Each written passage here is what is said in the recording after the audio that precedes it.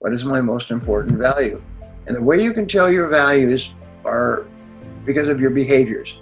What you do is you look at your behaviors, and especially your behaviors under stress. So why would everything be in the future? When I get this, I'll be really happy. No, you could be really happy today with what you have. Make sure that we change the world in which we are competing, because it's not working for women, it's not working for men, it's not working for polar bears, it's not sustainable. Right. People say, what's the key to success? You just had it. And there's no shortcuts, and it doesn't take any genius. Well, no offense. It just takes starting and completing your most important task. And if you'll just do that, get my book, Eat That Frog. It's and I'm not trying to sell books, because you don't get very much with a book. But the thing is, the book is now 50 languages. Can you imagine that? 50 languages, 2.5 million copies. And by the way, it's probably closer to 10 million, because there are several countries like Iran that don't pay royalties, and other have published the book without telling anybody. So it's published all over the world, but they cheat you on the royalties. So it's probably 10 million copies of it have been sold. And so that's my starting point, and everything else.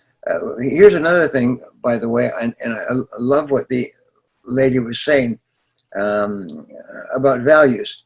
I had a good friend, maybe you know him, his name is Mark Walbin, and Mark came to my office when we were doing our coaching program some years ago, and he just dropped in. He lives in Northern California, San Francisco. And I said, so what's happening in your life? Was it a break? He said, well, I've come up with a new question. And he said, I'm just walking around teaching everybody. And the question is, what is my most important value in life right now? What is my most important value in life right now? And I thought, geez, that's a great question, because all of us think about values and are impressed by values. So I asked everybody in the room, what is your most important value in life right now? And he said, you have to ask this question every day, all day long for a week. Every day, just keep asking the question. Your first answer will be, love and truth and God and things like that. Just keep asking the question and keep drilling down deeper. Keep drilling and drilling until you finally, the most important value pops out. And that can change your life. And so what I did is I did the same thing. I asked the question for a week. What is my most important value? And the way you can tell your values are because of your behaviors. What you do is you look at your behaviors, and especially your behaviors under stress. When your behaviors in difficulty, you'll always demonstrate who you really are inside by what you do on the outside when you have difficulties or challenges. So I finally concluded my most important value is what the lady said, is freedom. Freedom is my most important value. And you know something? America was established by people for whom freedom was their most important value. And it changed the entire world.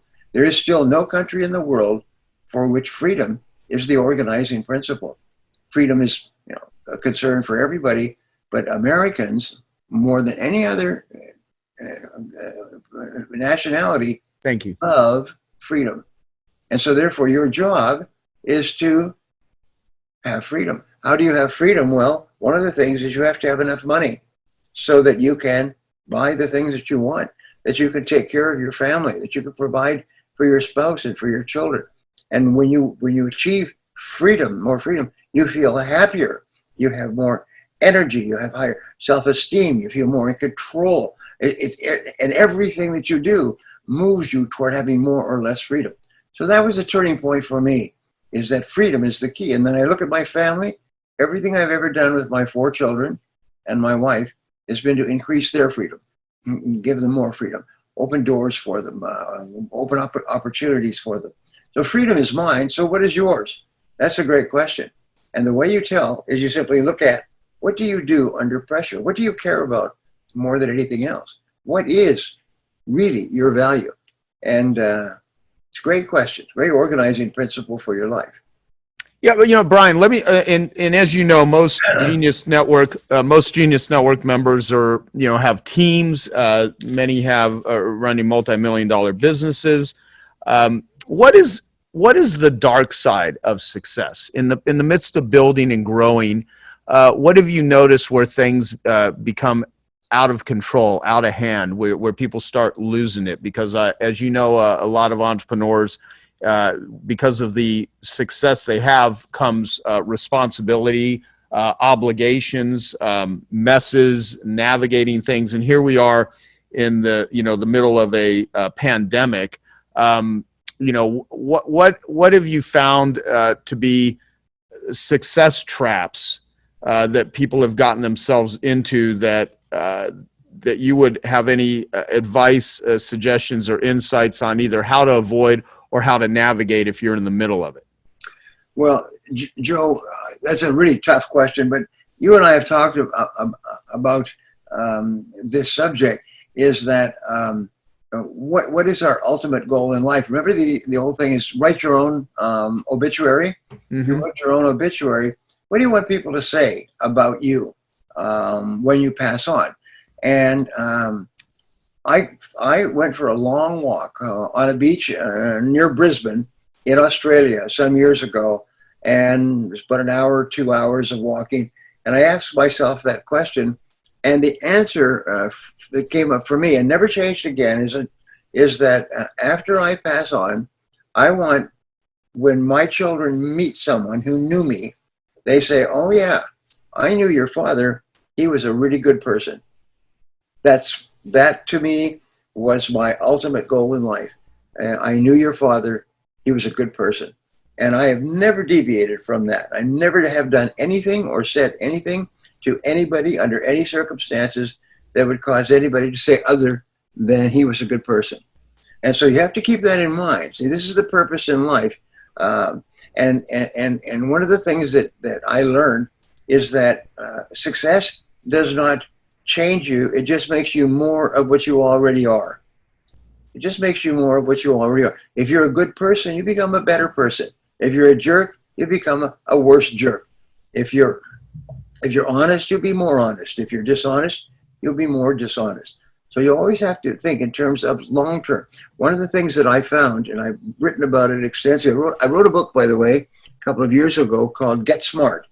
And it has 10 ways of thinking that have been developed over the ages. And basically, it says that successful people think this way, and in the same way of thinking, unsuccessful people think that way. The most important, which I learned from Drucker and from many others, is long-term versus short-term thinking. Is really successful people think long-term. Unsuccessful people think short-term.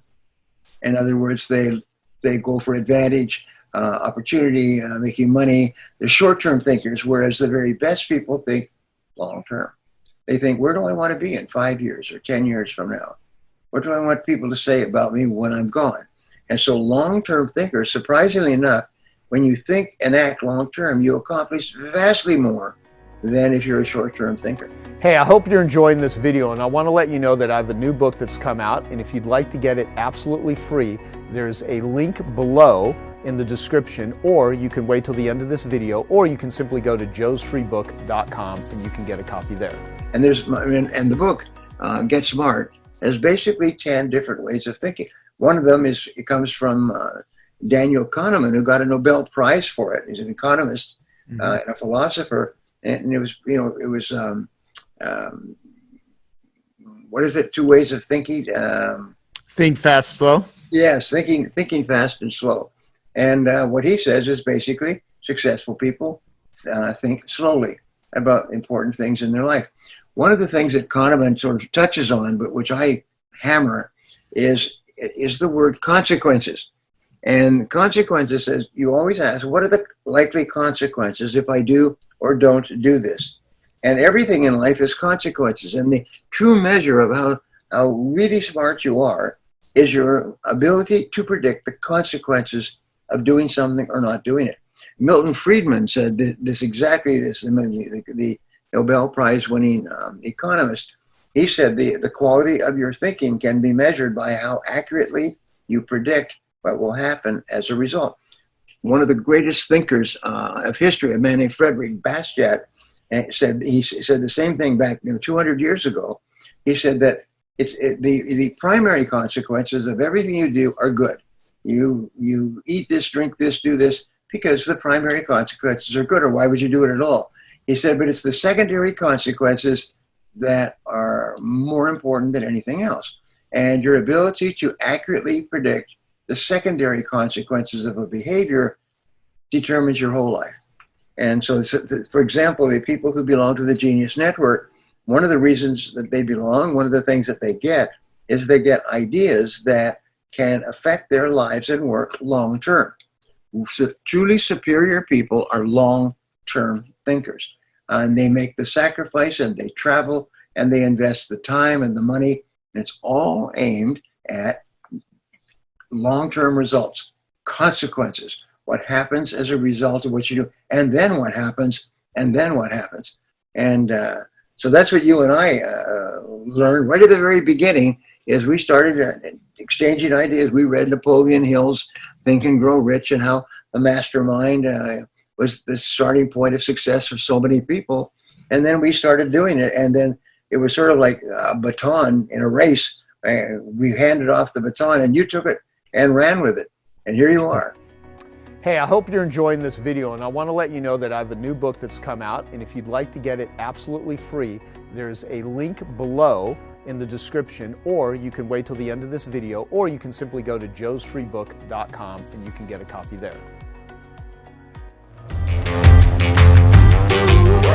Well, I really teach people mostly now on how to be an effective speaker.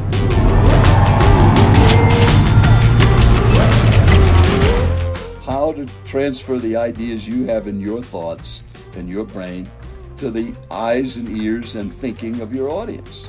The fastest way to grow your business and increase your success is to be an effective speaker, because that opens the door to expertise. If you have the ability to communicate what you know in such a clear and insightful way to your audience that they get it, and then they start doing those things, that's the key. So when people ask me, what makes a great speaker?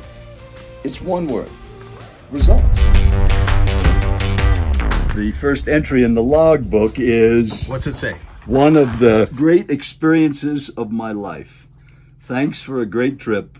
Earl Nightingale, February 17th, 1987. Have you ever wondered why so many men work so hard and honestly without ever achieving anything in particular, and others don't seem to work hard and yet seem to get everything? They seem to have the magic touch. You've heard them say that about someone. Everything he touches turns to gold. And have you ever noticed that a man who becomes successful tends to continue to become successful? And on the other hand, have you noticed how a man who's a failure tends to continue to fail? Well, it's because of goals. Some of us have goals, some don't. People with goals succeed because they know where they're going. It's that simple. Well, I had heard The Stranger's Secret like you and millions of people had, and it changed my life from a carpenter going nowhere and making $62 a week. So I wrote him a very detailed thank you note, and he responded, and he said, if you're ever in Naples, Florida, give me a call. So I called and told him I'm coming. He said, well, let's go to dinner. So we went to dinner. He said something that shocked me that I can still remember. As we were getting into his car after dinner, I said, I was just so impressed that you took the time to respond to my thank you note. You must get millions of them. And he put his arm on my shoulder and he said, Joel, I don't get very many at all. That recording has changed the lives of thousands of people, and hundreds that I know of. And he said, well, that's why I responded. I never get letters like that. And that really told me the importance of thank you notes and gratitude. It was just an amazing experience to get to know the person behind the recording that to this day is still the largest selling spoken word message ever recorded. Yeah. The Stranger's Secret by Earl Nightingale. And you can go to YouTube and listen to it. It would make a tremendous difference in your life. Now let's get back to our definition of success. Who succeeds? The only person who succeeds is the person who is progressively realizing a worthy ideal. The progressive realization of a worthy goal or ideal. That's the progressive realization, which means, just like you said, it's a journey. And so I think that's why you say I'm always happy, because I'm on the journey. That's the thing. It's not the end, it's where you are now. And and you say this all the time, all we have is today. So why would everything be in the future? When I get this, I'll be really happy. No, you could be really happy today with what you have. And if you see that, then you're happy. Maybe that's why you don't see me grumpy and miserable is, this place where we're now sitting, 1,850 of these nights and days like this on this boat over the last 30 years. And you've probably never had like a big booze party or anything on this boat, huh? No. Not doing Jägermeister shots or anything like that? No. That's why today there isn't really any competition unless we make it for ourselves. Instead of competing, all we have to do is create. So Earl taught me this statement: don't compete, create. But he said, find out what everybody else is doing and don't do it. So I knew I couldn't have a normal business card. And then I heard that statement and I went and had it printed on a label. And so over 500,000 people have this can. Most of them keep it on their desk as a reminder of what they can do. Yeah. So if you just think about that, your success comes in cans, not in cannots, and you can do it. Ingredients, which is commitment, courage, faith, goals, imagination, creativity. If a do not open can contains inedible. What is there drugs in here? Is there some sort of powder? Here's what you can do. Here's what we can do for you. And it's this is great. SuccessComesInCans.com. Yes, Yeah. yes. Doesn't matter what the day is, rain, thunder, you lost a big client, you can still make it a great day. Have a great day means you're subject to conditions. So, how many of you watch Shark Tank? All right. How many of you? Yeah. How long's this been going on now? This is the Shark Tank. It's been 8 years now. 8 years. This is the 8th season. Yeah. Awesome. How long have you, Jay, known Damon? I don't know, Jay. Has it been 8 years, or 10 years, or? It's been right at the start. Yeah. Yeah, I really wish you would have dressed up today. Seriously. Well, I mean, the you look problem is nobody invites me anymore to cocktail parties or social functions, and I got to get use out of my clothes. Right. That's true. That's true. Also, he was supposed to dress better than me. What's this? You built a multi-billion-dollar fashion thing, and you're wearing what's this say? I'm wearing just casual. Yeah. You know, a You're little new? tie. No, a this little is good. I like a the multi. promo. Yeah, multis. Something. Yeah. So that is the biggest freaking diamond I've ever seen in someone's ear. That is huge. Yeah, I'll tell you the story of that one day. Okay, so first off, thank you both for being here. This is awesome. And how many of you heard the interview that I did with Damon and John? Okay, wasn't that fantastic? Okay, awesome. So let's start with Jay. Since I didn't give you a bio, what do people need to know about you and who you are? And you can say whatever you want in under 1 minute. Okay. I've grown businesses for a living for 40 years. How's that? Yeah. Okay. That is quick. So I've got a few questions for both of you. So you're both well-known and well-respected for your entrepreneurial accomplishments. You both have rather outrageous background stories. What one factor do each of you think more than anything else determined or defined what you each became and why, and how can that same factor benefit everyone in this room? We'll start with you.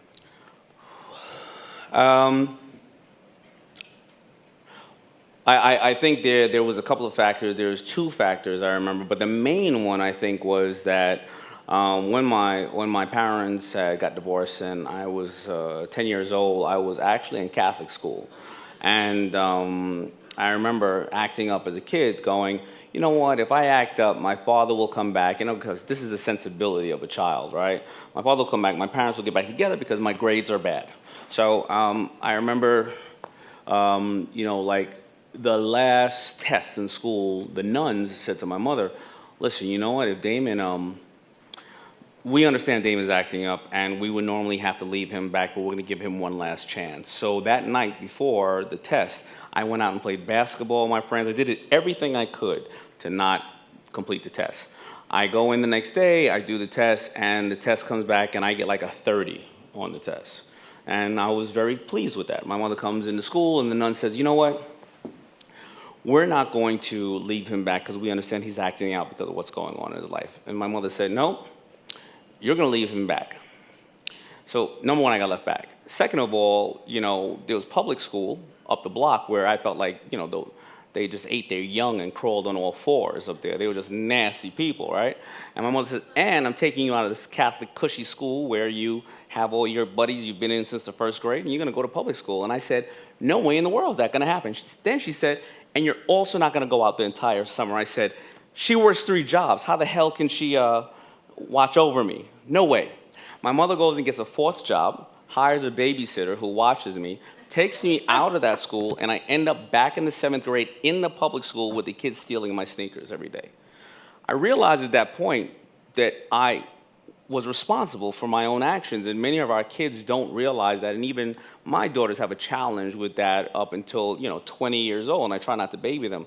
But at that point, I realized that nobody's going to save me, and I think that was very instrumental at a very early age of my life. Yeah, that's good. That's good. What about you, sir?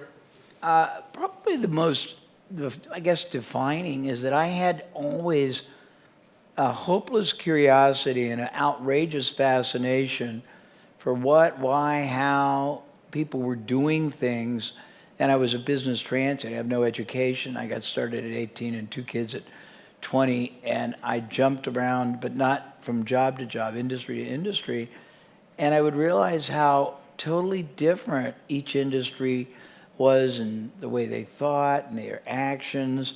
And I have always had an obsessive desire to learn how many different ways different businesses, but more importantly, different industries think, act, strategy, access vehicle, business model. And I think that's probably made a bigger difference in defining if you want to talk about not just success, but the ability to add a lot of dimension to people. Yeah. What's your perspective on business, and how would you define this word success that everyone throws around? Yeah, wow. So how would I define business? That was the question? Yeah. Or perspective on business, and how would you perspective. define success? Yeah, my perspective on business, for me, I use business as a creative exploration. It's a creativity. It's not what I am or who I am, even though I'm known as an entrepreneur. Mm-hmm. To me, it's just an outlet for creative expression. I have an idea. What turns me on is having an idea and manifesting it in the physical world. Yeah. So I have an idea and I'm like, oh, this would be great. Let's make it into a product and then let's share it. That's marketing, right? And I really look at business and like Poopery, I call her a living dynamic organism. So we do marketing a little bit backwards. We don't have a target consumer. Why is it a she versus a he, Poopery? Well, that's just where she was. She was a woman. I mean, it was just very clear to me. So it was women a girl. do poop. Women poop, yeah. But what it is we talk about, everyone in our company knows what she would do at any moment, what she would say, how she would act, so that helps keep decision making almost like in a holacracy environment where people would know, oh, Poopery would never do that. Poopery would. So we look at the brand as an energy within itself. I mean, what you're saying and doing right now is so interesting. I mean, does that strike you as kind of interesting, what you just said? Yeah, like what a unique and very smart and strategic way to interact with your company, because it gives it a whole nother life to it. Yeah. And it's so funny because it's Poopery, right? But I really like what you're saying. I mean, it's the whole thing about energy. Yeah, because even when people say time management, because one of my questions for you is that, but it's really energy management. It's energy and management. And it's how you. I mean, it's like time management. Well, everyone here's got the same 24-hour franchise as everyone else, and they're going to eat, and they're going to have meals, they're going to have commute time, they're going to have bathroom time, they're going to have sleep. Everyone's got these things, but it's what they do within it, and that energy, and how they contain it, and what they generate. Because I don't think success just happens. You generate it, you create it. Yes. And Well, actually, so I had a conversation a few years ago with Dr. Bruce Lipton because I had this theory that ideas are alive. And I called him and I said, "Are ideas alive?" And he said, "Why do you ask?" And I said, "Because it seems to me the ideas that are alive within my being and my body, man, I get excited and I feel like a physical sensation, those seem to work out more than the ones that I create with my strategic mind because that's what someone told me I should do." And he said, it was a great question, and he said, everything's alive, everything's an energetic vibration. So, and then he taught me about resonance and dissonance. Are you guys familiar with resonance and dissonance? So resonance is when you take two energy waves and you put them together and they're both traveling at the same speed and the same height. Those two together create more energy together than they do apart. So imagine that you, with the amazing idea, create more energy together, right, than you do apart. So I'm going to get back to your question because this is so fun. Dissonance is when you take two energy waves and they're traveling at different speeds and different wavelengths. Those create less energy than they do together. That's the reason that job's killing me, my relationship, whatever. It's literally draining your life force energy. So what's really fun about this is I started thinking about resonance and these alive ideas. So if an idea is alive, it's a living, energetic vibration. So what I'm talking about, a business being alive, is not far-fetched. yeah, So you put that with me, those two together create more energy. So what I'm doing as a business person is I'm looking and like censoring and sort of going, where are the alive ideas? I'm reading the room. yeah, yeah. That, you know, that's awesome. I got to show you this tool. We haven't done it in a couple of years here, but I created a tool for Genius Network called Anatomy of a Successful Business, and it shows like a human body, just like a doctor would point, you know, the brain, the heart, the nervous system, you know, the muscles, the skeletal structure, the lungs, the stomach, and I have lines where it's like, go and fill up all of the different areas of a business, what you think, and it's funny because some people will put the heart is the marketing, or the marketing is the brain, or the, you know, the people are the, you know, the heart, or, you know, the lungs happen to be the finance, you know, and it's interesting because everybody has a different perspective on how they think of what you know, the anatomy of a successful business. Because if you look at the anatomy of a successful human, it's all these different parts that are working together, which is why health is so important, you know, to have a healthy organism. But when I have people do it in business, it's so interesting to see the different ways people would frame a business like they would a body. And that's cool. Yeah, and you're giving me a whole wanna see that. different meaning of this now, like thinking, wow, based on what you said, it's a whole different way to interact with that. But the whole point is, I want people to feel like, yeah, that, you know, how do you make something, you know, more alive, you know? Yeah. Well, and what I love about this, when you talk about success, so the way I define success is my child, my business happy, healthy? Yeah. And are they thriving? Yeah. And they are. Yeah. Right? I mean, it's so amazing whenever I have people come to me and they ask about, you know, should I get investment or whatever, and I really have them feel into, with each investor, like you're going into a relationship. It's not about money. You know, there's so many that fail because they make these bad investments. There needs to be resonance. When there's resonance, like it's golden, and you know, those are those the 1 or 2% that just fly and make it. The other is not resonance, and I just say walk, get rid. Don't take the money. Do you know how many how many startup entrepreneurs that are going out and raising money, if they actually took seriously what you just said, how much grief it would prevent, how much wasted money, time, and effort and energy, and there's so much, you know, because there's no such thing as a good business deal with a bad partner. Yeah. And a lot of them, they just go into it simply because it's money. Yeah. Yeah. Now, the thing with resonance also, though, is it's based on your subconscious mind as well. So we can get into a whole thing here, but, you know, you're going to resonate. So it's also a way to kind of co-create with life and co-create with your business. If you keep creating a problem, you can kind of go in and go, oh, wow, what's happening in my subconscious mind, right? And how am I creating this? We've got a little plan for you. Okay, good.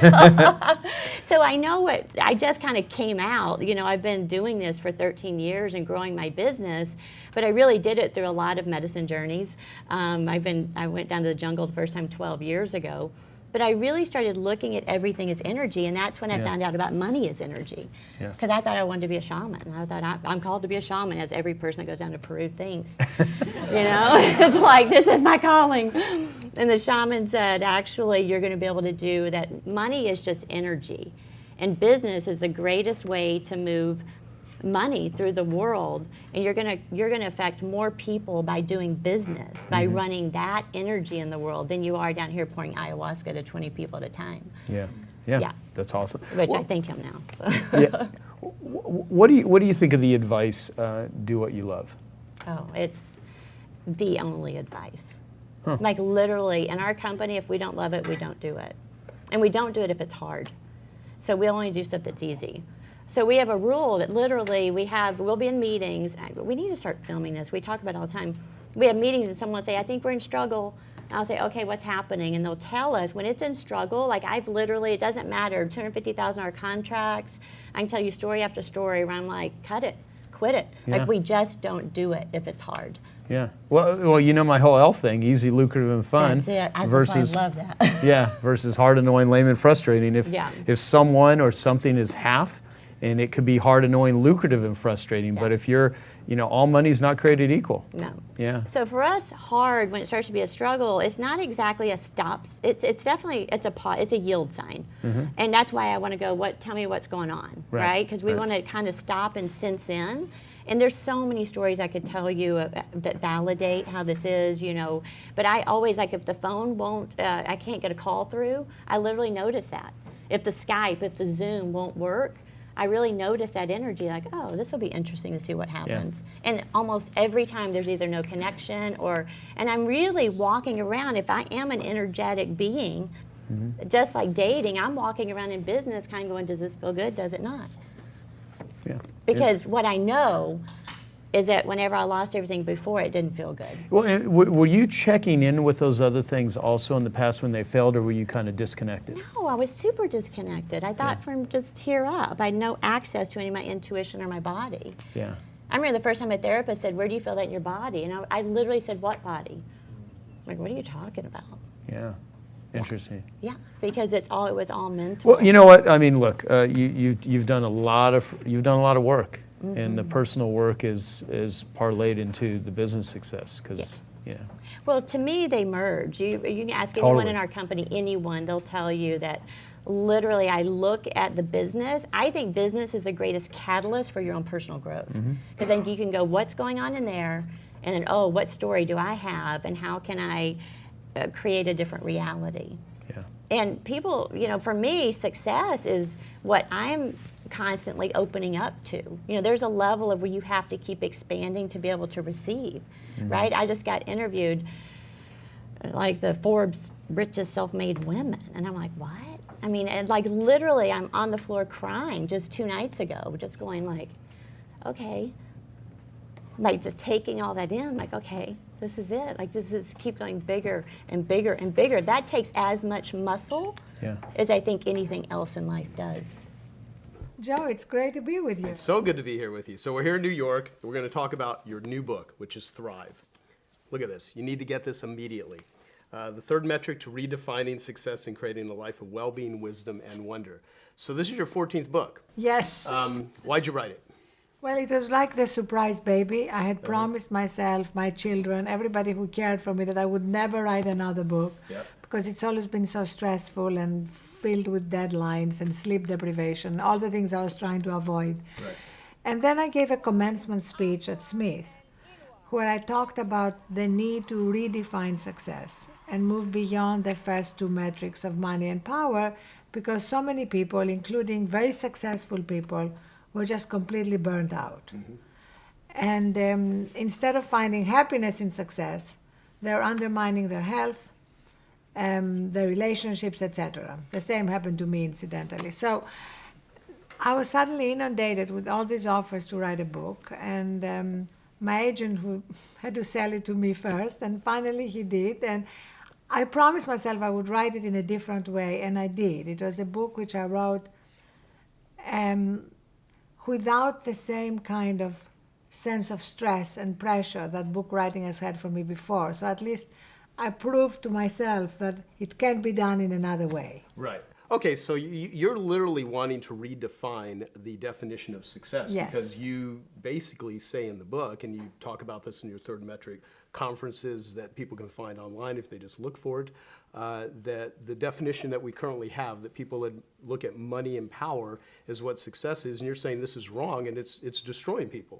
It is, and we have the evidence to prove it. We have 75% of healthcare costs in America are because of preventable chronic stress-related diseases. And I'm talking about heart disease, diabetes, high blood pressure, et cetera, et cetera. And women are particularly susceptible to it because we internalize stress differently. You know, you guys are better at handling it than we are. So women in stressful jobs have a 40% greater risk of heart disease and a 60% greater risk of diabetes. So I call this the third women's movement. You know, the first was to give us the vote. The second was to give us equal access to every job at every level, equal pay, etc. And it's still an ongoing process. We're not done yet. Right. And the third one, though, which is absolutely urgent, is to make sure that we change the world in which we are competing. Because it's not working for women, it's not working for men, it's not working for polar bears, it's not sustainable. And we're all, in some way or another, paying a price. You know, I start the book with my own wake-up call. Yeah, talk about that, when you literally collapsed in I 2007. literally collapsed in 2007 and hit my head on the way down on my desk, broke my cheekbone, got 4 stitches on my right eye, and then nobody knew exactly what was wrong with me medically. So, you know, I found myself going from MRI to echocardiogram to test after test. And doctors' waiting rooms, it turns out, are good places to ask yourself the big questions. Right. What am I doing? Right. What is a good life? Is this really success? You know, by conventional definitions of success, I was successful. You know, I was on the Time 100 list and I was on the cover of magazines. But by any sane definition of success, I was clearly not successful. Right. So that's what started me on this journey. That was April 6, 2007. Do you think someone needs to have literally hit bottom or one of these, you know, do you see people typically change without having a heart attack or having some sort of major breakdown? I think yes, when the culture changes. So that's why I'm an evangelist for this now. I want people to change, and I believe there is a collective longing to change without having painful wake-up calls, often much worse than mine, often life-threatening wake-up calls. And that's why I believe that by putting together, you know, 3 things: my own personal journey, the information about how the world is changing. I mean, 2013 was the year when we had the coming out of CEOs, not as gay, but as being meditators. Right. You know, literally exactly. had Mark Benioff of Salesforce and Mark Bertolini, the CEO of Aetna, the 3rd largest health insurance company in America, who came out and said that after he broke his neck during a skiing accident, and after being hooked on narcotics, he discovered meditation, yoga, and acupuncture, and it transformed his life, immediately made them available to his 49,000 employees, and then brought Duke University in to study the results. And they found a 7% reduction in healthcare costs and a 69-minute improvement in productivity a day. Wow. So that was That's my huge. the second sort of thread in the book. What are people doing that is advancing our lives in terms of thriving and not just succeeding?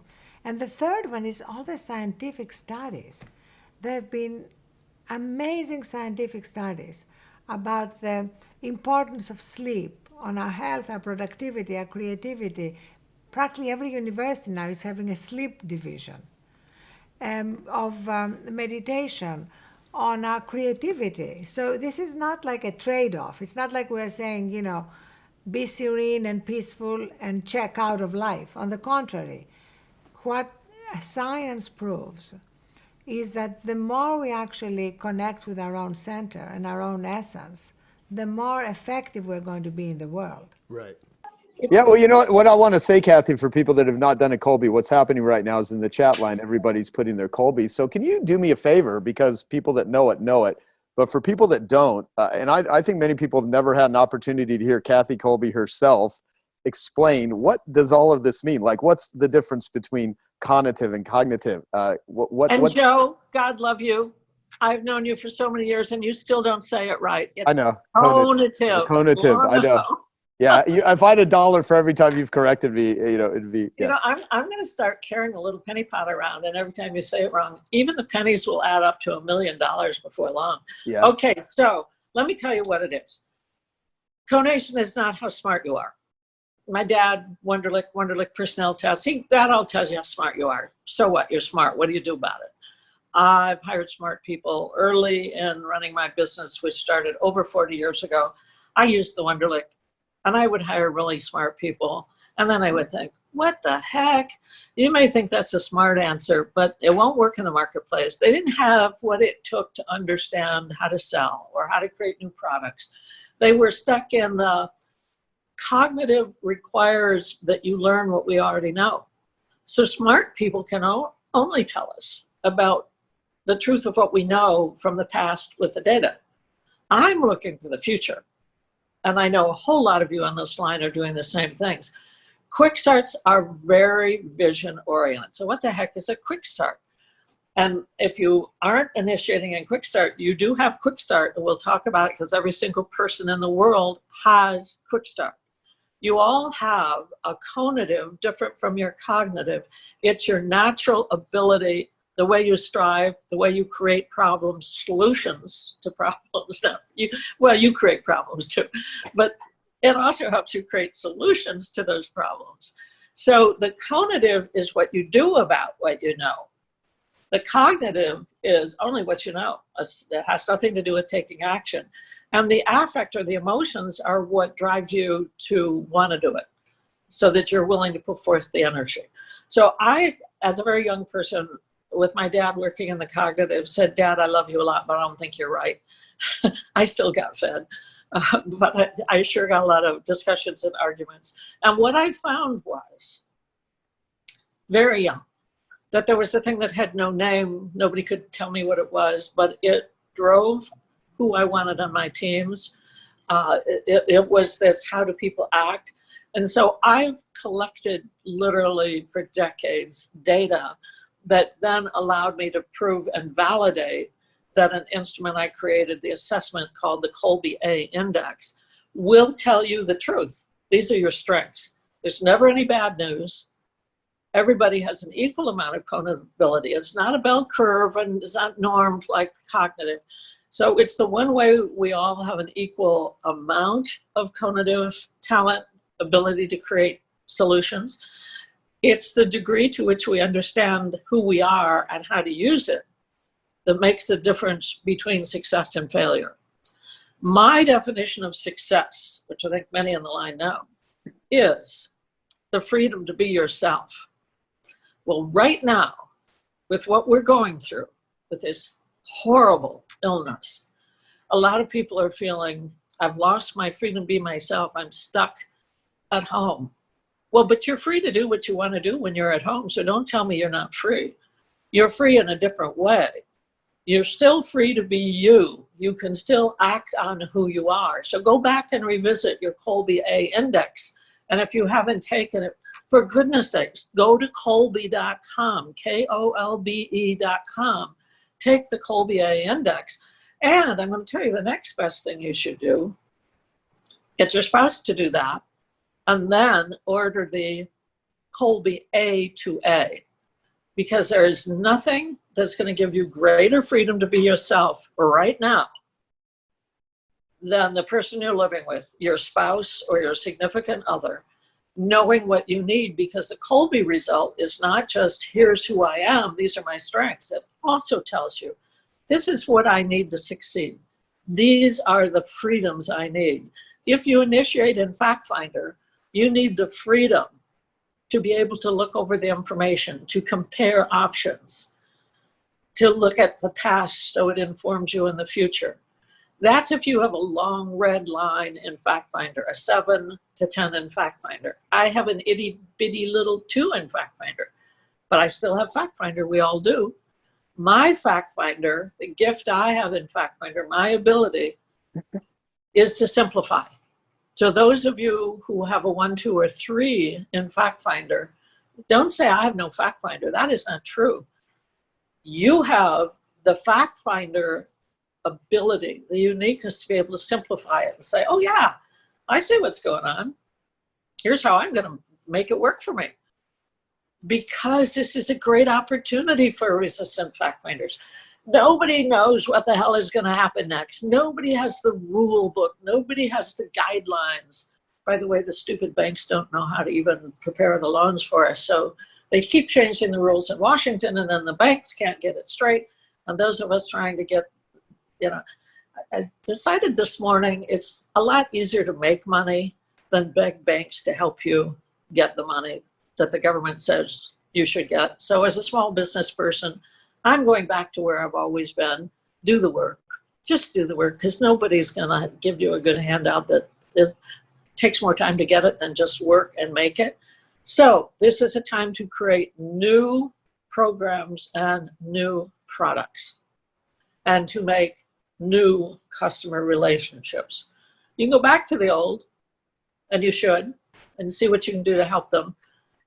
But you should exercise, if you are a resistant FactFinder, that energy to simplify it and say, here's bottom line, the best 2 or 3 things I could do. If you're highly initiating, have a 7, 8, 9, 10 in FactFinder, you should be looking at all of the data you can look at, comparing it, analyzing it, and that will help you make decisions. When you accommodate in the mid-zone, it means you can go either way, and you can work with people who go either way. So if you look at your significant other's MO, if they have a lot of FactFinder and you have a little bit of FactFinder, let them read all of it and summarize it for you. Let them yellow highlight for you. Turn it into teamwork. Don't make it conflict. Make it energizing that you're different. In follow-through, and I found these 4 modes over those years of making lists of characteristics, I found that there was a goodly percent of people, and now I can tell you from my data, because I've got about 1.5 million case studies. Yeah, I really do, and I really look at all that data a lot. I bottom line it. Don't tell David, my son. He looks at it in detail. I look at the bottom line. Okay, so what I saw in follow-through is that there are a group of people who have a natural ability to organize, systematize, and their way of organizing is to do things sequentially. There is a way to start, there is a middle, and there is an end. So in school, you were told, write a story by having a beginning, a middle, and an end. Well, if you are initiating follow-through, so 6 to 10, really 7 to 10 to initiate. So if you are initiating in follow-through, you automatically thought that, oh, there I am. You already thought that was good advice to have a beginning, a middle, and an end. Those people, and there are a lot of you on this call, I know many of you, there are a lot of just fabulous resistant follow-throughs. It doesn't occur to you that you have to go through that process. And you are the guys, if you're resistant to follow-through, who have it made right now because you're good at that randomness. You're good when there is no end in sight, when nobody knows what's going to happen. You're wonderful at multitasking. So for all of you, it is really, really important. I'm going to click. I'm told to click, and I follow directions because I'm a 6 in follow-through. So I accommodate. So I just follow the direction there. So if you initiate structure, you would think this would be a horrible time for you. And the answer is, yeah, it is. And we all need to really be kind and considerate to the follow-throughs who are helping us do things in an orderly way. I could not do without Nicole, my follow-through wonder person on our team. She tells me what I'm supposed to do, when I'm supposed to do it. I don't have to spend my energy, my mental energy, doing it because I know she will. You need to lean on the people who give you the conative abilities you don't naturally have. Back to so many of you being resistant to follow through. Oh, John, You John's a 2 in follow through. Oh, I love 2s in follow through because they prove me right when I say multitasking comes naturally.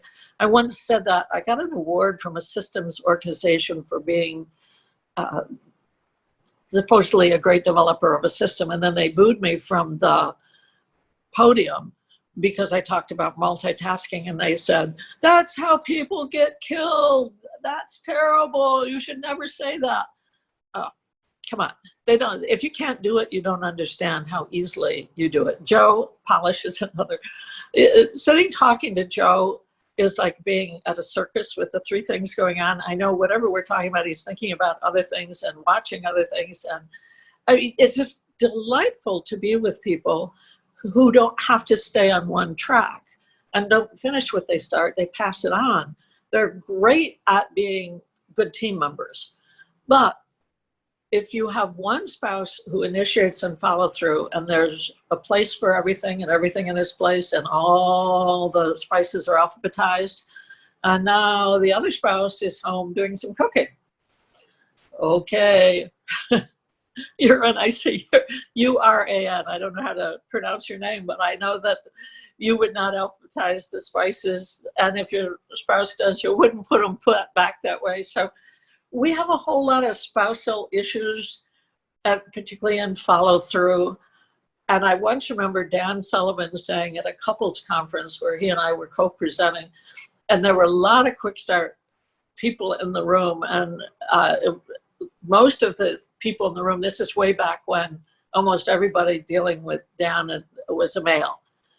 And one of the things that was said was, well, and we all need our wives to do the follow through. I believe I leapt out of my seat. I don't think there was anything graceful or polite about what I did, because there are as many resistant follow through females as there are males. There are no gender differences in the data that we're seeing. So what that means is we are falsely stereotyping the poor, dutiful wife who is absolutely as unlikely to be a follow-through as a male spouse is. So you got to know your results. You can't just say, oh, I can make a good guess. The wives do the follow-through. So many people get that wrong. Don't do it because it's cruel. It's unnecessary. It causes a lot of angst in relationships. And I'm going to go back to, if there's one thing I think all of you should do as soon as we stop talking today, go to Kolbe.com, Kolbe. I have to keep spelling my name. You know, there's now a pretty high up guy in the Catholic Church spelled that way, so it's not that hard. But there was a TV person spelled it differently. Kolbe. You need to go there, and what you do is both of you and your significant other, take the index, and then you order the A to A. And it will tell you, and I wrote every word of every result, every word of it. And I love doing that writing. I put in a box for all of you, a thing that starts with, don't even think about it. There's just some things you shouldn't even think of asking your significant other to do. By the way, when you're done doing that, do the same thing with your kids.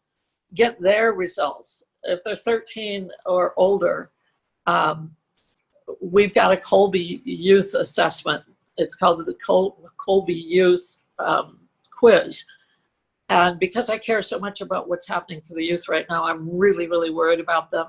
I'm giving this away free through the end of the month. So go get all the free ones for your kids, your grandkids, and then compare it. I know all 7 of my in-town grandkids' Kolbe aptitude results.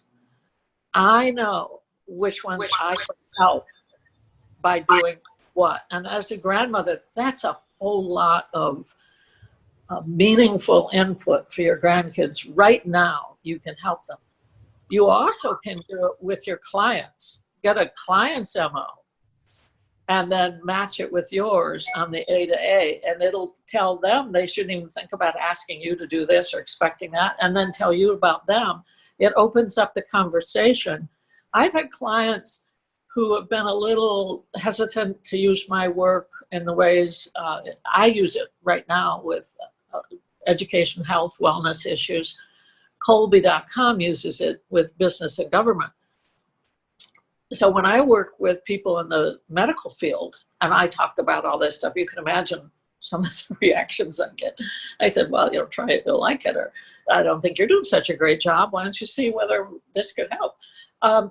I tend to be pretty out there with challenging people. If you don't know me, let's get acquainted and I'll help you be more challenging, because we need to do that right now. So with that follow through, we need to know who is where on that scale, because that is the cause of the greatest amount of conflict between people who live and work together. And right now, if you're doing both, this can save you a lot of angst. The quick start is very interesting. And again, knowing so many of you online, and a lot of you put your results up for me to see, it's really interesting how initiating quick starts initiate in moments of stress and distress. There's a great opportunity, because the more quick start you have, the more you deal really, really well with uncertainty. If I know what's going to happen, I'm an 8 in quick start. Why bother doing it? I'll delegate someone else, take it over and do this. If I don't know what is happening, okay, I'm going to grab it. That's mine. I get to do that project because I don't know where it's going. And I will take all the uncertain projects. It's not unknown cognitively. It's not when you don't know the answer. It's when it's uncertain what's going to be there or happen. When there is a moment of uncertainty, those of you whose Colby A result shows you have a 7 or more in quick start, this is your time. This is your era. This is your moment. Grab it. And if ever there was uncertainty, I'd never seen anything like this before. This is uncertain time. So I want to see each and every one of you get out there and do the uncertain, challenge it, figure out where you fit in, experiment, explore, contribute, do the things a quick start and only a quick start would be doing right now. If there are 10 other people doing it, get out and go do something else. And don't argue, don't fight, don't compete. Do your thing, because this is when your thing is going to work for you and the world. Now, if you're a resistant quick start, and I have resistant quick start in my family, now is a time when I really, really wish I could give them more hugs, because this is a really challenging time for a resistant quick start. How about all those bankers who can't figure out how to help you with the loans? By the way, I make all my bankers, my accountants, my attorneys, I make every vendor take a Colby index. I don't want them all to be the same. I want differences. I want a group of people who are my advisors who have conative synergy or differences. That's what you want in your advisors. You don't want to hear everybody give you the same kind of advice from the same mindset. So a resistant quick start is a wonderful person to have as a friend right now and in your advisory group, because what they naturally do, their go-to position, is to provide stability. Well, stability is essential. We can talk all we want about, or we can innovate, we can come up with a new thing, yes, but some things in our life have to have stability. What are they? How much do we need saved where? How far out can we go taking risks? I'm launching a new product line next week. I'm giving away, as I told you, for those kids. I want to give away. I feel I should do it, and I'm going to do it. I don't know how that's going to affect my business. It's uncertain. But I'm going with my heart, and I think we have to start everything we do with the affect and then move into the conative and then edit. That's the Colby creative process. And with quick start resistant people, it is very important for them to keep saying, yes, I understand why you want to do that. cognitively understand it, but it's making me so uncomfortable because where's the stability? We need them to speak up. We need to listen to them. We need them on our teams. Don't let them scare you. Let them inform you. It is the accommodating quick starts who are earning their spurs right now because they have to run interference between the haves and the have-nots in terms of the quick start aversion to uncertainty versus the quick starts go for it people. And I kind of wish each and every one of you had some advisor I knew for sure accommodated in quick start, because I would feel better on your behalf that you were hearing someone say, yeah, but how is that going to impact him? Or what's that going to do to them? I have team members who accommodate in quick start, and I really rely on them right now more than ever. So I think that, David came in and said, do the takes two. Oh my gosh, thank you, David. I love you so much. Oh, yes. Go to Colby.com and whatever else you do the A to A and takes two. David wrote takes two, and I'm so proud of that guy. I got to tell you, because a lot of you know David. David's the fact finder initiator who taught me the value of fact finder initiators. And he's the guy who is keeping Colby at the top of its game with every single member of his team in place. He's finding ways to make it work through this tough time. And he wrote takes two. And imagine David's 8 in fact finder and Kathy's 2 in fact finder. And we have worked together all of his adult, from the time he was in junior high school. He edited my stuff. Oh, David, you're welcome. I mean, I just really think you should know when you have conative conflicts, they're real. And we fight through our conflicts a lot of times. I try to bite my tongue and I don't do it very well. And he tries to edit and he doesn't do it very well. But we end up better for it. And I think it's important we understand how vital it is that we don't judge each other, that we let each other contribute in the ways that Colby is showing you are important. I think I learned almost all I've learned about the fact finder mode by watching David over the years. And I kept encouraging him to be a lawyer. And then when he came on, I said, oh my God, I got a lawyer in the family. I use his fact finder legal and his Wharton business degrees. And I use all of that and love it. And so you need to learn to love what you sometimes don't like. I don't like doing the fact finder. So I got to love it when someone else I care about and trust does it. In the implementer needs the here and now to be okay. The implementer needs quality in their life. They really resist anything that's slipshod. I had an implementer client. I was on the phone and I was trying to help this guy. He runs a construction business and he does all kinds of incredibly wonderful implementer things and makes a lot of money doing it. But right now, he said, I'm at home.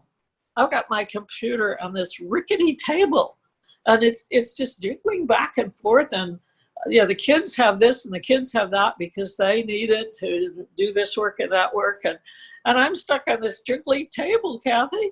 And I said, okay, it serves you right.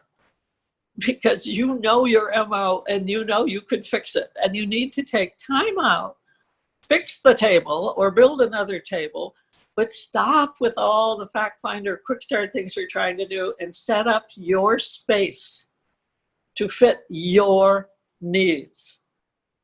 I think it's really, really important to do that. And I hope all of you value what the implementers are doing right now. The food chain, the medical supplies, the building things in a hurry. They are not going to build things that don't work. If you have implementers building all of that equipment we need, it will work. We got to be really careful that we don't take them out of the position. It really bothers me that I don't know that the medical world is using Colby enough to be sure that we have implementers doing quality check on all these things that are being created on an emergency basis, the world would be safer, physically safer, with more implementers involved. The implementer doctor can feel your forehead, can touch and know so much more about you than someone who's just looking at a thermometer. I'd love to get Sanjay Gupta's result. If anybody knows him, let's get him to take the Colby. Because I have a hunch he's a quick start implementer, accommodating to fact finder and resistant to follow through. Let's see if I'm right. Oh, by the way, never guess. No, I say, and I want to be clear on this, go ahead and guess people's result, but don't act on it, don't hire, don't do anything without double checking it. The resistant implementers are also important because they can imagine solutions. They can envision what's going to happen. And right now, when so many of our infrastructures are breaking down, the combination of a resistant implementer working with an initiating follow-through can design futuristic equipment and materials and physical scenarios. So they can put together the new hospital.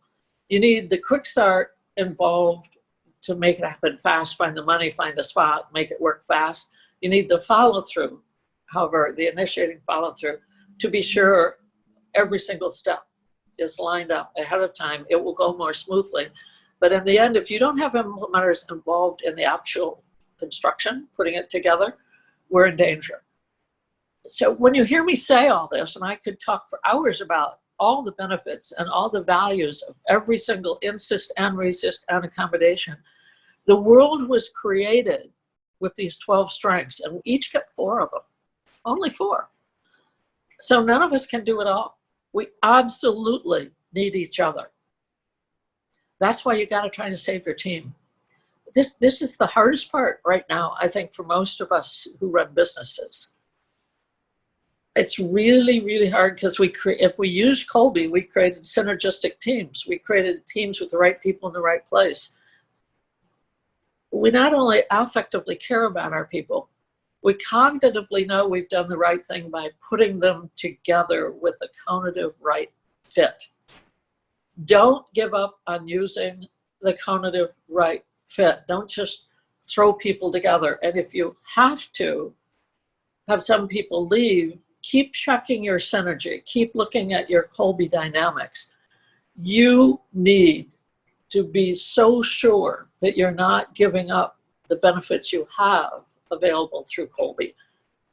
Right people in the right place, the right synergy or mix of people, not only on your team, among your advisors, that you have conflicts that you turn into synergy and turn into an advantage because of different points of view.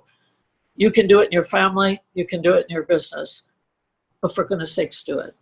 And if there's a way I can help you or David can help you, Colby Corp has a group of people well, they're not in the office, in their homes, but they're all hooked up. However, he's done a magnificent job of making it work. They are there. They are not closed down. Colby Corp is there to guide you and help you find the right thing. If you're dealing with family, with kids, especially with teenagers, go get that free stuff. Talk to me about, next week I'll be talking to some of you about our work with little tiny ones. I want to launch new products next week. Am I crazy? No, I am not crazy. I may be stupid, but I'm not crazy. I am going to launch a new product because the world needs it right now. And that is to find out what the younger kids' results are. You all need to know your results if you don't know it. And several of you have been saying, or I know that you've known your results for years. I'd love to see your questions. And I'll be here as long as you want me to stay here answering them.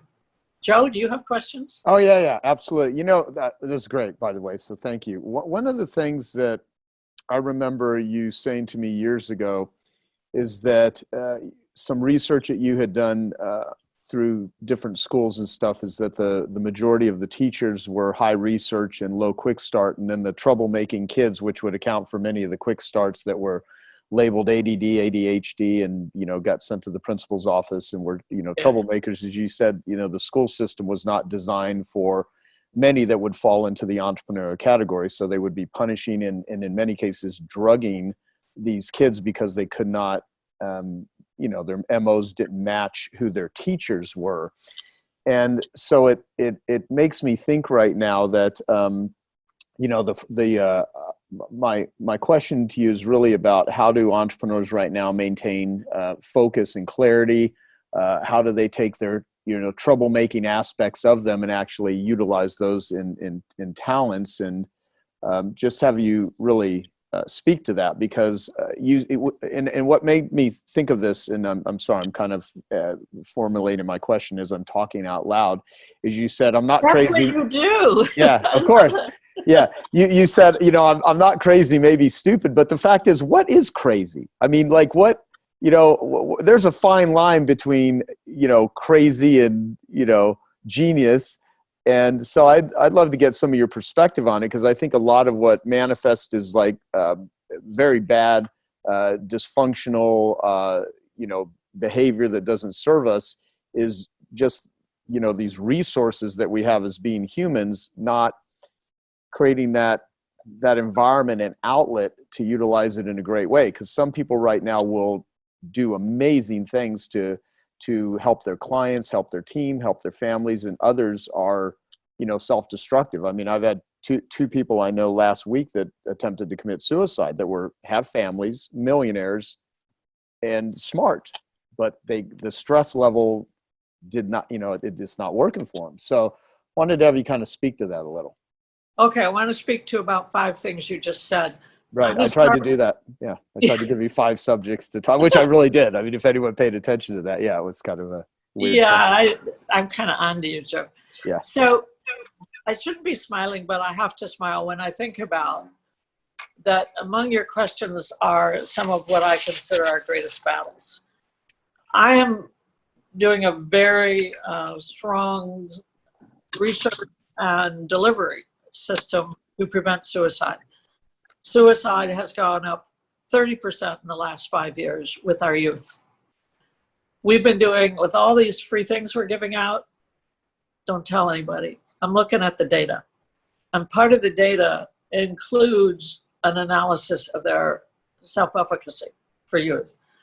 And what I'm seeing is a lot of our youth who are insecure are the ones who try to prevent suicide.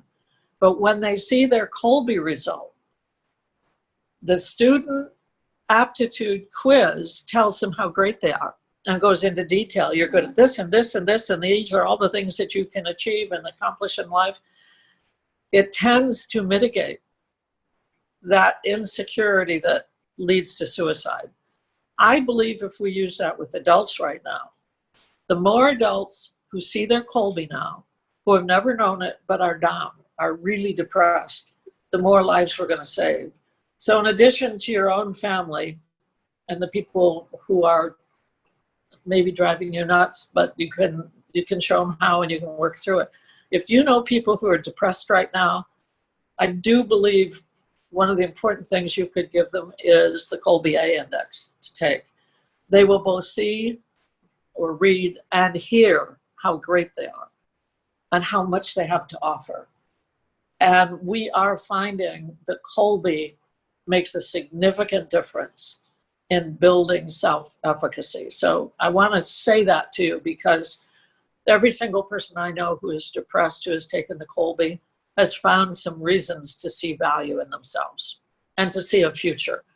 Right now, a lot of people lost what they thought was all they had to do or give. And they should also take OpGig. And you can get OpGig either when you take a Colby A result. OpGig is our career program, and you get it discounted. You go take the Colby A or tell someone to, they can then get our career program that says, based on your Colby result and your interest, here are all the things you'd be great at. And by the way, you can click on them and see, you get all kinds of information you can see. But one thing you can do is click and see where within 100 miles of where you are there careers, job openings for you. So there's hope. So I want to really encourage you to include OpGig with the A for people you know are depressed because of maybe losing jobs. Anybody who's lost a job or lost hope, the best thing I can advise is give them the Kolbe A and OpGig, and it is discounted at Kolbe.com now, so do it. Now, your other question is one you know, Joe, is so dear to my heart also. Oh, there's so many things that are dear to my heart. I could go on and on, but you've mentioned two that you know are real hot buttons for me. Do not, if you are a quick start implementer, do not let anybody pathologize that. The schools in parent conferences tell parents, your kid doesn't pay attention. Your kid doesn't stay focused. Your kid moves around a lot. Your kid is, so now we probably should put them on drugs. Slow this down. And, pathologizing conative abilities. Well, yeah, the kid's squirrely because you make them sit there how many hours and not move around? How many hours does the teacher stay seated, listening to someone talk without getting up and moving around? The teacher can't do it. None of us can do it. And we expect kids who are constitutionally unable because of their MO for that to help them show their talent. It's not that they can't do it, it's they can't show their talent and do it. What they show is their disgust, their discomfort. They show that it isn't working. And instead of the teacher say, oh, I see this isn't working, the teacher says, the kid isn't doing what I told him to do, and therefore the kid's a problem, and I can't have this in my classroom. And then, the parent says, you know what? I'm having problem managing Joey at home too. Joey, never finishes Legos. He doesn't do the whole thing. He doesn't follow directions. How many of you follow directions? If I could see the show of hands, it wouldn't be many, because it's the initiating follow through that creates the directions, who follows the directions, and most of you are not, because of the nature of you being in this group. That's not probably what you do. There'd be a small percentage. One time, Joe, I had the percentages for, I think everybody was at one of your big programs. But anyway, most of the time, kids who are initiating Quick Start and Implementer are presented as having problems that need to be fixed. And very often, the schools recommend meds. Well, they're not medicine. What they are drugs. And the drugs change their behavior, rob them of the freedom to be themselves, and therefore they won't find success in school. Again, success is the freedom to be yourself. If you're drugged so that you don't do that, and it slows you down, and it changes your brain from your strengths to this oddball concoction, you will not succeed in school. You will not be at your best. And that was done to you. I consider it child abuse. So, well, let me ask you some business questions. Okay. So, these are actually all tied together. How did you deal with failure, and what advice could you give to entrepreneurs going through difficulties or struggling? Because certainly you've had a shit ton of that. Okay, I'm going to try to explain this because I had a download about this a couple months ago. One of those And downloads. it's one of those things that sounds so simple, yet it's so profound, I know, and I haven't quite the magnitude. Okay, so I saw success and failure, what we consider success and failure, like as a yin and yang, like this energy. And what I saw was that at the same rate you fail, so the amount of failure that you put into, let's just say failure is the black, part of the yin and yang, it's the yang part, and the success is the white, that the amount of energy that you put into that failure is the amount of energy that you can have in success. And I suddenly saw why my life, I'm like, my God, most of my life was failure of what people consider, right? So now I've had the success that's so big. And then I thought back to like a concert violinist. Think about how much failure there is and how many years. That's the 10,000 hours. Those 10,000 hours aren't 10,000 hours of success, right? So there's something energetically that I haven't quite figured out, but do you guys understand what I'm talking about? So I think that we should all be aiming for failure all the time, lots of it, lots and lots and lots and lots of failure, because I believe that we have a natural propensity to learn. Yeah.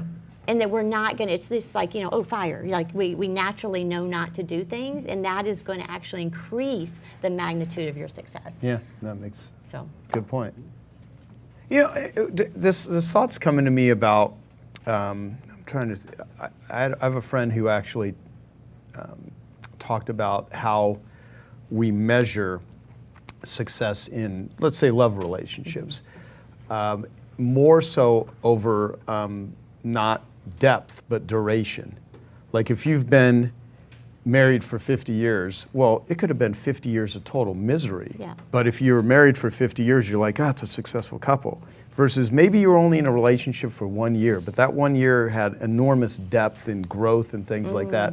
Or you've been in business for 20 years, but you fucking hate it. Yes. You don't let, everything about it's been miserable versus you had a certain period of time where you just, you were winning and you were connected and that sort of thing. So I think depth and just squeezing the much juice out of life in all areas is a far more, to me, admirable than just long, drawn out duration. I think that's great. We have a saying that we just have to win more than we fail.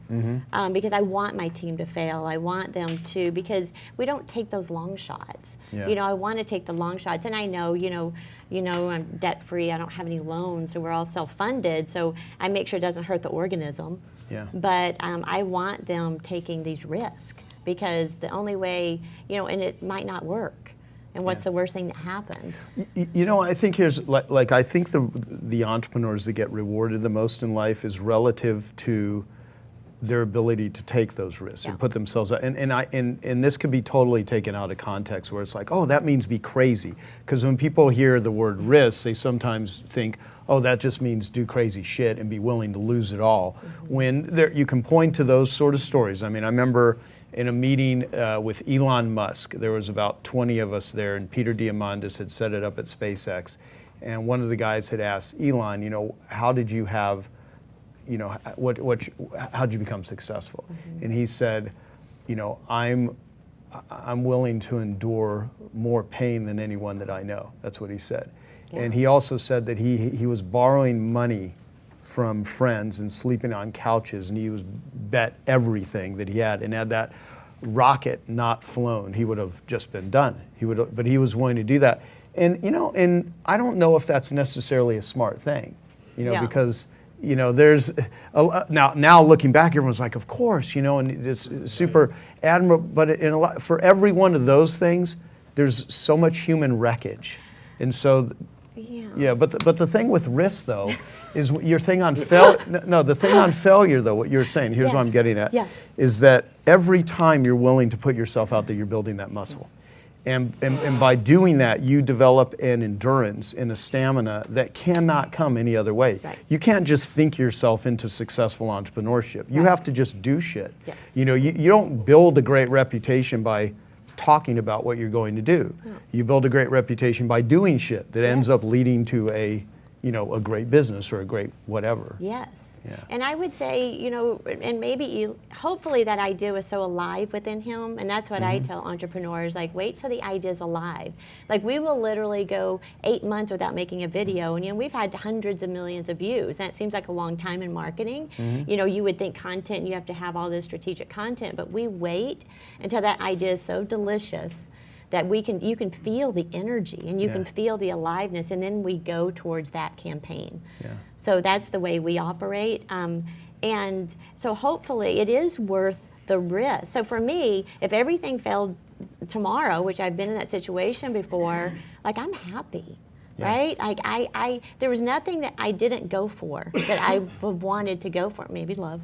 Okay, so we already talked about that. So let's take that one off there. But as far as business, like, there's nothing that I really haven't shot for in our business. So that's what I want everybody to feel. Hey, we went for it. Yeah. Yeah. Because to me, the worst thing is when you didn't go for it, you held back, and then you sold out. And I mean, that shit, it doesn't feel good, I gotta tell you. Yeah. It sucks. Really bad. Yeah. Well, you're either winning or you're learning. That's it. That's one thing I learned from Tony, and I remember telling that back to good. Tony when he was going through some media shit that he was dealing with. And it's like, yep, you're either winning or you're learning. He's like, yeah. What are the 5 obstacles, pitfalls that I want to caution you against? The first is the devil of negativity. And all people who are as bright and creative as you are, you see, you pay a price. And you pay a price in that you have a rich imagination. And that imagination can not only envision beauty, greatness, achievement, it can envision the opposite. You can envision failure. You can envision people against you. You can envision impossibility. That's the devil, negativity. I don't know if any of you felt a little hint of it when Peter was talking. When Peter was talking, we were all feeling excited.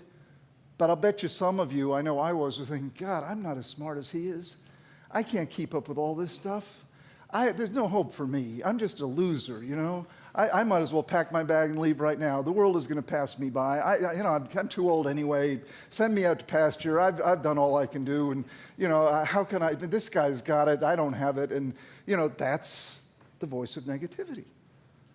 And I have to see, my advice in dealing with that, don't ignore it. Because if you do, it'll keep knocking on your door. Recognize it.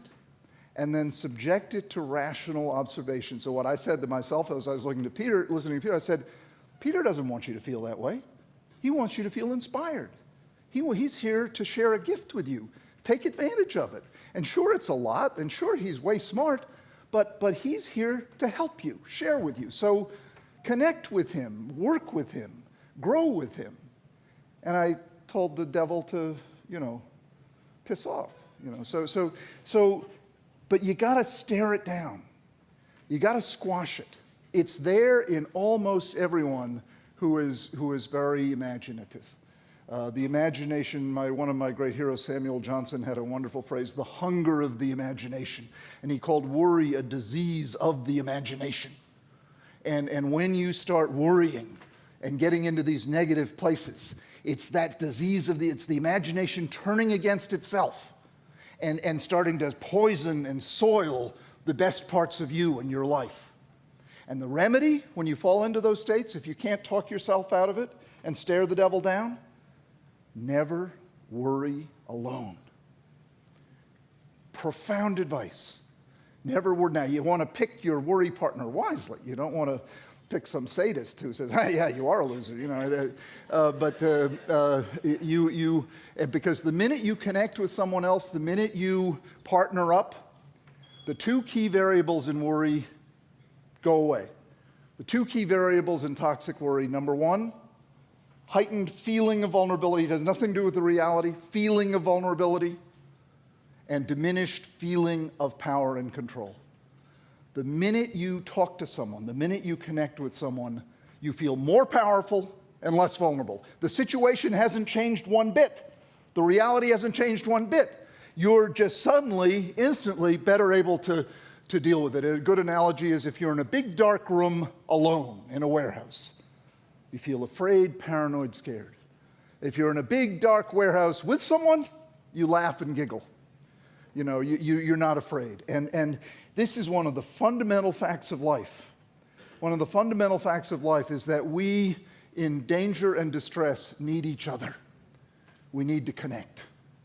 And one of my fears about modern life is what I call the modern paradox. We have super connected electronically in ways that have changed the world for the better magnificently. But we've been disconnecting interpersonally.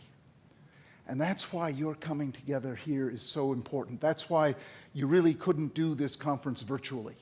Or you could do it, but it wouldn't have nearly the impact. We really need each other. We need the human moment, not just the electronic moment. The electronic moment is great, change the world. But don't think we can dispense with the human moment. We need that, particularly in dealing with negativity, in dealing with toxic worry, in dealing with these states that are very common amongst highly talented people that can absolutely sabotage you if you're not careful, because in those states you make bad decisions. You back away from opportunities, you use drugs, you get into trouble. Okay, the next pitfall I'd like to point out is, again, all these are two-edged swords. They're paradoxes, but it's the flip side of one of your greatest strengths. One of your greatest strengths is your enthusiasm and curiosity. You are naturally enthusiastic. You are naturally curious. But guess what? You can become the victim of your own enthusiasm.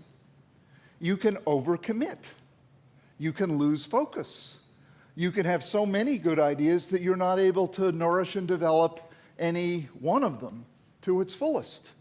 And you can have this chronic frustration of saying, gosh, I've got all these great ideas, I've got all these great contacts, I've got all these great resources, but my garden ain't growing. You know, I'm not getting the kind of full maturity of growth that I want to get. In other words, you have ADD, you see. And I want to plant the seed in your mind to take this notion of ADD seriously. While it's not a disorder, it is a trait. And take seriously considering if you might have it. Because I can tell you there's no condition in all of medicine that can change a person's life more dramatically for the better than the diagnosis and treatment of adult ADD. It's remarkable how you can go a quantum level up. Not only in your professional life, by the way, in your personal life as well.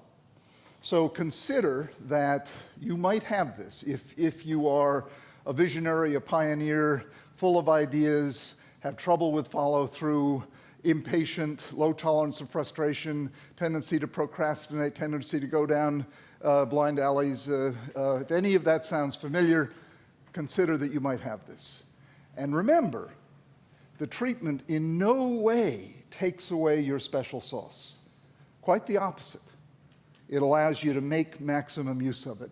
I make the analogy having ADD is like Niagara Falls.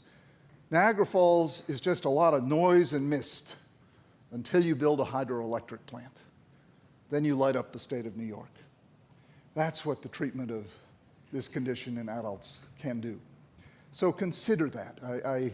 I can't talk to an audience like this and not have you, it's like Dean was saying, what am I obligated to say? I am obligated to tell you that there is a possibility to dramatically change your life for the better by considering this. And I won't go into the whole because we don't have time, but if you grab one of my books, my books are very straightforward and clear.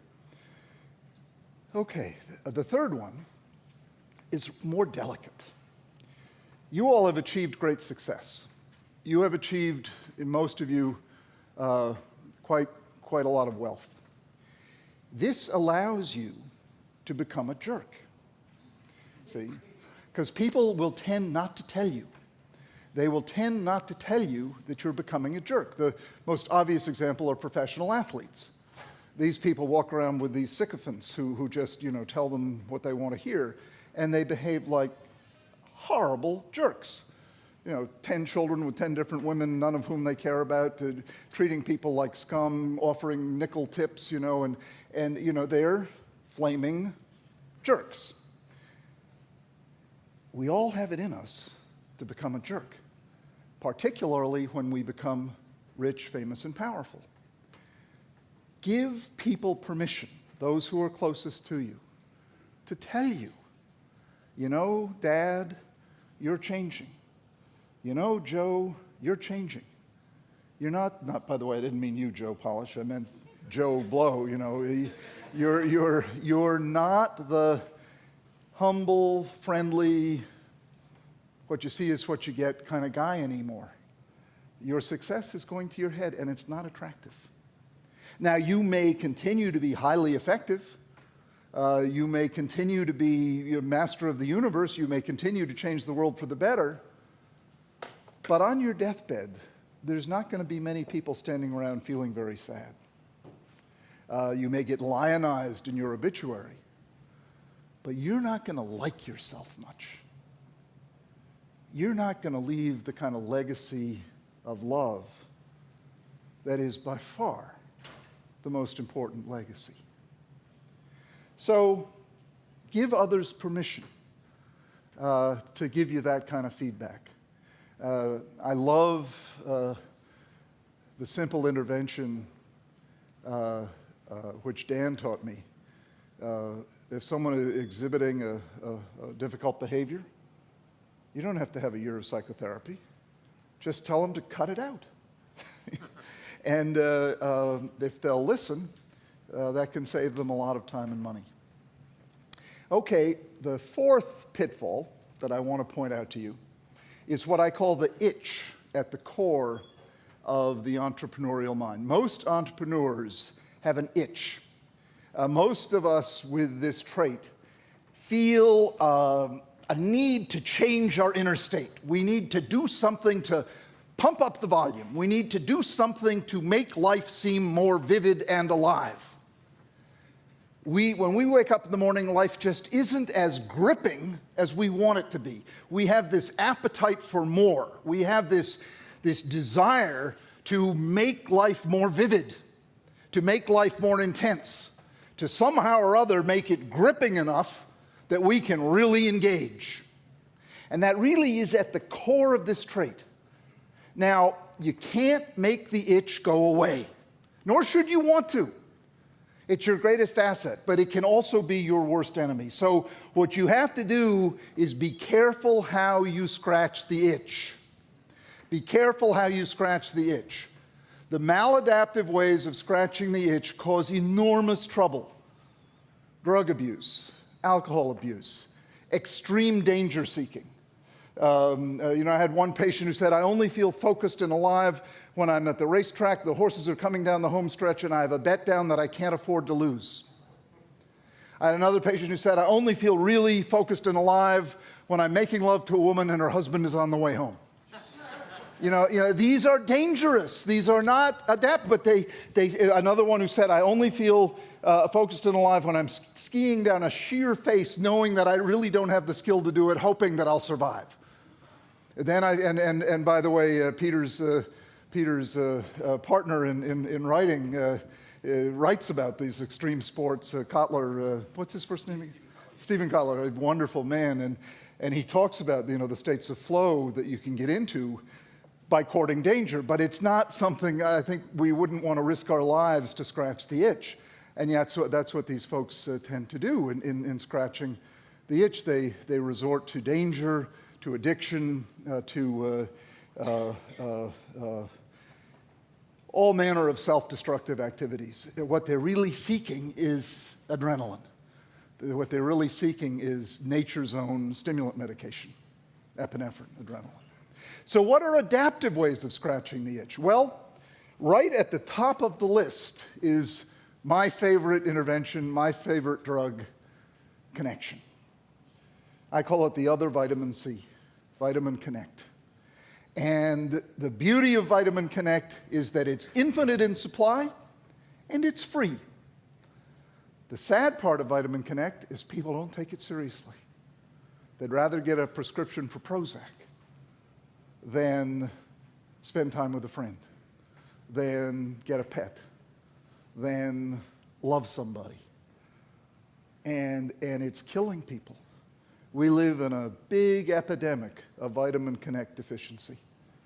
And the symptoms are lethargy, loss of ambition, loss of hope, low-grade depression, and these people are being medicated. And what they need to do is turn off their electronics and sit down and talk to somebody. I have nothing against electronics. I love them. They change the world for the better. But we're seeing this growing addiction, this growing epidemic of what I call screen sucking at the expense of getting the kind of connection with other people you need. Number two, in terms of adaptive ways of scratching the itch, physical exercise. My friend John Rady wrote a great book called Spark, The Revolutionary New Science of Exercise in the Brain, in which he lays out in absolute hard scientific detail the myriad ways in which physical exercise builds your brain. John calls it the miracle grow of the brain. It's not just good for your body and heart and bones, it's really good for your brain. And you don't have to just wait to go to the gym. When you're working on a project and you get stuck, stand up and do 25 jumping jacks, do 10 push-ups, do a few burpees, whatever. You run up and down stairs a few times. You will push the reset button on your brain. It changes your brain chemistry dramatically within 3 minutes. So have that as a ready-at-hand remedy instead of the jar of M&Ms or the Starbucks and the donut. A quick burst of exercise. And then the third particular way of scratching the itch that I recommend is a creative outlet. You all have come to this instinctively.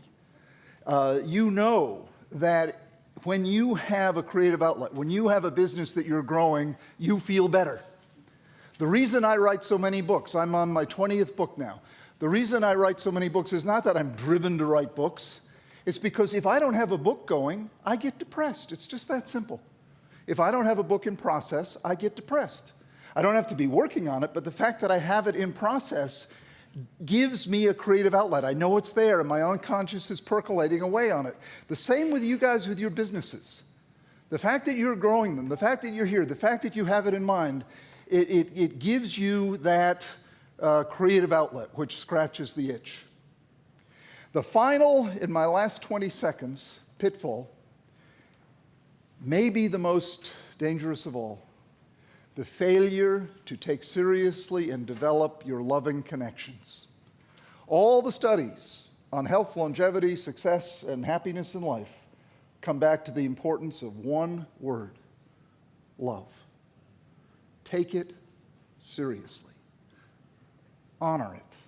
Nourish it. It will pay you back over and over again. Okay, I hope you found that video awesome and useful. So if you want to get a free copy of my book, I want you to click here. And if you want to watch some more videos that'll be useful and awesome, click here. Go ahead. They're over here. Do it now. Come on. Thank you. Watch them.